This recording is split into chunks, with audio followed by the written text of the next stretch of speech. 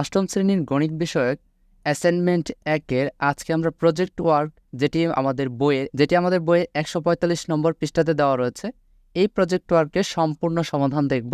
সম্পূর্ণ ভিডিওটি মনোযোগ সহকারে দেখার চেষ্টা করো এবং এই ভিডিও ক্লাসটি তোমার বন্ধুবান্ধবের সাথে যত বেশি করে শেয়ার করে জানিয়ে দাও। তাহলে চলো শুরুতে দেখে নেওয়া যাক এখানে কি কি প্রশ্ন রয়েছে। তোমাদের প্রতিষ্ঠানের একটি অবস্থান মানচিত্র গ্রাফ কাগজে প্রস্তুত করো। 2. বিদ্যালয়ের যে কোনো সুবিধাজনক জায়গায় মূলবিন্দু ধরে অক্ষদ্বয় চিহ্নিত করো। 3. তোমার সুবিধা মতো কমপক্ষে 5টি স্থান বা স্থাপনা মানচিত্রে উল্লেখ করো। 4. সবচেয়ে কাছের দুটি স্থাপনা এবং সবচেয়ে দূরের দুটি স্থাপনার দূরত্ব নির্ণয় করো। প্রধান শিক্ষকের অফিস ঘরের অবস্থান স্থানাঙ্কে প্রকাশ করো।